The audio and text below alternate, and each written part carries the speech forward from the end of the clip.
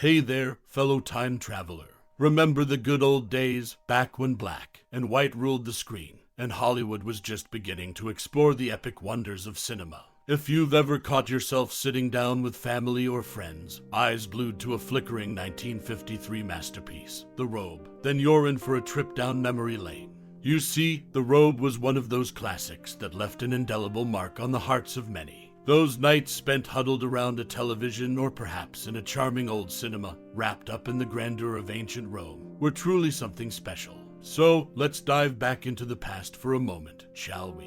What were your favorite moments from The Robe? The dramatic portrayal of Marcellus Gallio, the magnetic allure of Diana, or maybe the grandeur of the Roman Empire? Did you ever try reenacting a scene or two, inspired by the movie's compelling characters? Or perhaps it was a family tradition to watch it together with popcorn and shared stories. As we stroll down the memory lane of The Robe, I've got some fascinating facts to share with you about this iconic movie. So let's take a trip to 1953 and explore the behind-the-scenes secrets, untold stories, and the legacy that The Robe has left behind. It's a journey worth taking, my friend. So, have you watched The Robe? What's your most cherished memory related to this cinematic gem? Share your thoughts, and let's relive the magic together. And now, without further ado, let's unveil some remarkable facts about this timeless classic, The Robe. In 1953, the movie The Robe stirred up some behind-the-scenes drama. Richard Burton, one of the film's stars, had a heated argument with 20th Century Fox studio chief Darryl F. Zanuck just before the movie's release. This clash led Burton to choose London's West End theater district over staying in Hollywood. The tension between the actor and studio had added an extra layer of intrigue to the film's history. Notably, the girl in the movie's poster isn't Jean Simmons, who played a key role in the film. Instead, it's Jean Peters, the original actress cast as Diana. However, Peters had to drop out of the film due to pregnancy. Despite her departure, the image on the poster remained unchanged, creating a curious twist in the movie's marketing. Furthermore, The Robe reused Ernst Tock's Hallelujah Chorus, a piece of music that Alfred Newman had previously employed in The Hunchback of Notre Dame. In The Robe, Newman used it again for the scene where Marcellus Gallio and his fellow Christians rescue Demetrius from Emperor Caligula's Praetorian prison. This musical connection added a layer of continuity between the two films. So, The Robe isn't just a historical epic. It also carries a bit of Hollywood history drama, some marketing intrigue, and a musical connection that binds it to another classic film.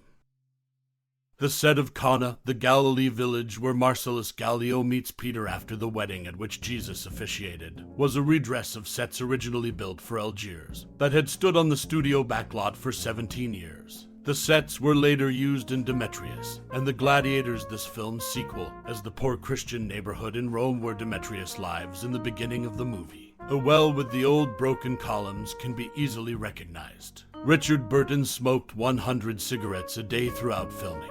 Until the recent DVD and Blu-ray versions, the film's co-screenwriter Albert Malt's screen credit was omitted as a lingering effect of the infamous Hollywood blacklist. A cooperative program between the Writers Guild and studios resulted in numerous blacklisted writers' credits being restored to the films they wrote. In the 1953 movie The Robe, the village of Cana and other sets had a rich history of reuse from previous films. The film's star Richard Burton was a heavy smoker, and the Hollywood blacklist affected the screenwriting credits. These behind-the-scenes details add layers to the film's history and production, showcasing the often untold stories in the world of cinema. In 1953, the movie The Robe made waves in the film industry. However, following the movie's release, lead actor Richard Burton faced criticism for his performance, with some accusing him of being a wooden film actor. This label would stick with him throughout his career, affecting his reputation in the world of cinema. While The Robe garnered acclaim from many film historians, particularly for its motion picture music,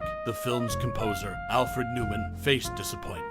His reverent and intense film score failed to receive a nomination for Best Original Score for a Dramatic Picture from the Motion Picture Academy's Music Branch Award. Ironically, on the same night, Newman won an Oscar for his adaptation of music in the film Call Me Madam. The snub of Newman was so frustrating that distinguished film composer Franz Waxman, who had previously won Oscars for Sunset BLVD, and a place in the sun, resigned from the Academy. When Newman, in his role as 20th Century Fox head of music, later hired Waxman to compose the score for the film's sequel, Demetrius and the Gladiators, Waxman insisted on adapting Newman's original themes from the Robe, rather than creating his own. In the early stages of production, there was a consideration to make the character Marcellus older and to cast Laurence Olivier. This potential casting decision could have significantly altered the dynamics and impact of the film. These behind-the-scenes stories from the Robe shed light on the film's production and the dynamics within the industry at the time. Despite the criticism faced by some of its key contributors, the movie went on to become a notable entry in the history of cinema. The Robe, released in 1953, was the top-grossing U.S. film of that year. The film starred Richard Burton as Marcellus, a Roman tribune who becomes involved with the Robe of Jesus Christ. Notably, Richard Burton was just 27 years old when he took on this role. Interestingly, Richard Burton, an atheist, wasn't particularly fond of the film's religious theme. Despite this, his performance in The Robe contributed significantly to the movie's success at the box office. In summary, The Robe was the highest-grossing U.S. film in 1953, and Richard Burton's role as Marcellus at the age of 27 played a crucial part in its success, despite his personal reservations about the religious theme. In 1953, The Robe made cinematic history by becoming the first motion picture in CinemaScope to receive a Best Picture Academy Award nomination. This widescreen technology allowed for a grander and more immersive viewing experience, setting a new standard for filmmaking. The Robe capitalized on this innovation and received critical acclaim, securing its place in cinema history. The success of The Robe was so notable that a sequel, Demetrius and the Gladiators, was put into production before the first film even hit the theaters. The studio had faith in CinemaScope and the potential of this new format. This bold move paid off, as both films were well received, and helped establish CinemaScope as a major player in the film industry. During the making of The Robe, tensions ran high behind the scenes. Richard Burton's affair with Jean Simmons, who was married to Stuart Granger, led to a volatile situation. In a dramatic turn of events, Granger reportedly threatened Burton with a gun. This off-screen drama added an extra layer of intrigue to the film's production and the lives of its stars. The Robe remains a significant piece of cinematic history, not only for its technical achievements, but also for the drama that unfolded both on and off the screen.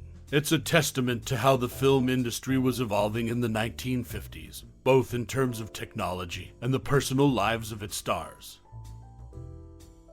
As we draw the curtains on our cinematic journey through the remarkable world of The Robe, I invite you to pause and reflect on the indelible impressions this 1953 classic has left on your heart and mind. This cinematic masterpiece, set against the backdrop of ancient Rome, has woven a tapestry of emotions, faith, and redemption. Have you ever found yourself captivated by the charismatic portrayal of Marcellus Gallio, the Roman tribune who undergoes a profound transformation of spirit? Or perhaps you were entranced by the epic scope of this film, with its stunning visuals and evocative storytelling. The Robe transcends time and generations, reminding us of the enduring power of cinema to stir our souls and provoke deep introspection. Now, I encourage you to share your most cherished memories, the moments that touched your soul, or the thoughts that continue to resonate with you regarding this iconic film. Whether it's the resounding message of redemption, the vivid depiction of faith, or the remarkable performances that have stayed with you, your perspective adds to the rich tapestry of this cinematic classic. Thank you for joining us on this journey through the pages of history and the corridors of the human spirit. Your time and interest in The Robe are deeply appreciated. We look forward to hearing your thoughts and memories as we celebrate the enduring legacy of this extraordinary film. So, let your words be heard, and let your connection with The Robe shine forth. Share your thoughts and memories now, and let us continue to celebrate the magic of cinema together. Until we meet again, this has been your cinematic companion,